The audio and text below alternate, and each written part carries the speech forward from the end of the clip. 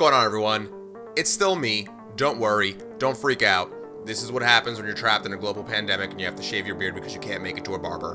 But welcome back to another episode of Should Your Kids Play?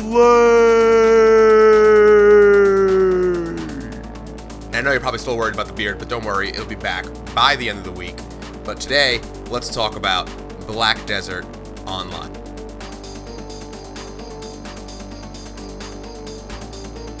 So this one's for all the people that love MMORPGs and whose kids love MMORPGs. I mean, I grew up on the time of World of Warcraft, so I know that there's teens out there that, are playing MMORPGs, but let's dive straight in. Black Desert Online is a sandbox MMORPG action-adventure game. Unlike traditional MMORPG games, Black Desert Online allows players to hack/dodge and perform combos on enemy NPCs. This is super unique because you can dodge attacks and not take damage, and you can pull off different types of combos with moves that you acquire as you level up. It does, however, follow the traditional quest, finish objective, and turn in style of MMORPG gameplay. The game has a lot of unique classes who each have different playstyles. Some classes can feel clunky and slow, while others can seem really fast-paced. Another thing to note about this is that the game's classes are locked, meaning only certain classes can be male and certain classes can be female, which can turn off certain user bases. Now, is there a social component? Well, this game is based around the social aspects, so it's an MMORPG.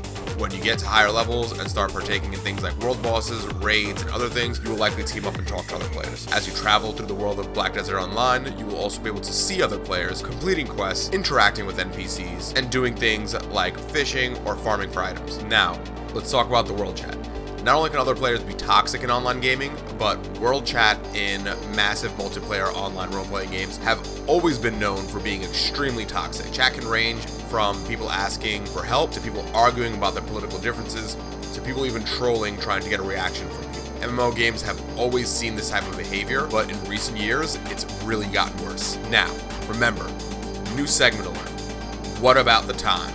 How much time are you going to spend playing this game? I think, personally, I've logged over 20 hours into this game. It's an MMO, so you can spend quite a lot of time doing a multitude of different things. Again, unlike traditional MMORPG games, there's actually a type of housing situation where you can buy your own plot of, not land, but kind of like an apartment, I guess, and you can store items and you can use it as a home base for whatever you want to do. You can buy items to make it look really nice and stuff like that and everything.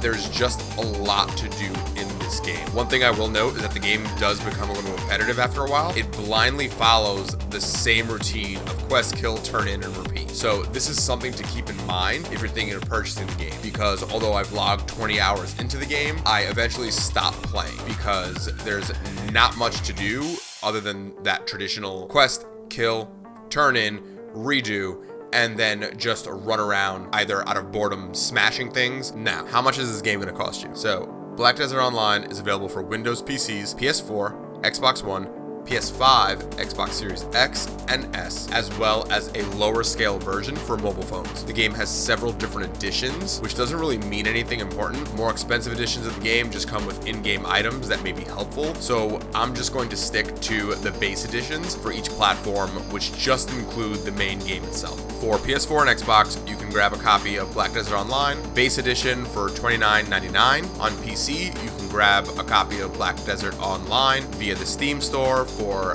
$9.99. And as for the mobile game, it is currently free on your respective app stores, iOS and Android, but again, it's a much more scaled down version of the game, and it plays a little bit differently, but almost the same. Now finally, what about the rating?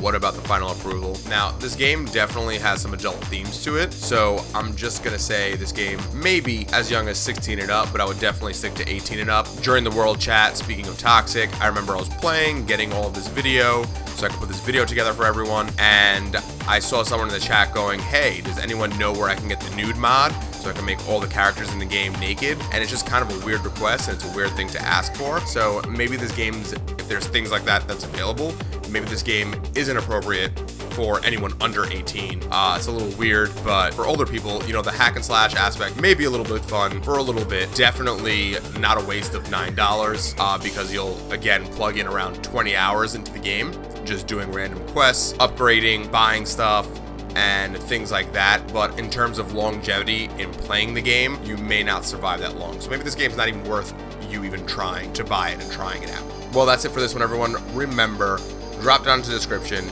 If you want early access to content, go ahead, hit on the Patreon link, go to my Patreon, subscribe, and you'll get access either hours or days earlier to my content before anyone else does. Also, don't forget to show some love. Drop a like, drop a comment, hit that subscribe button, and we'll be seeing each other very soon.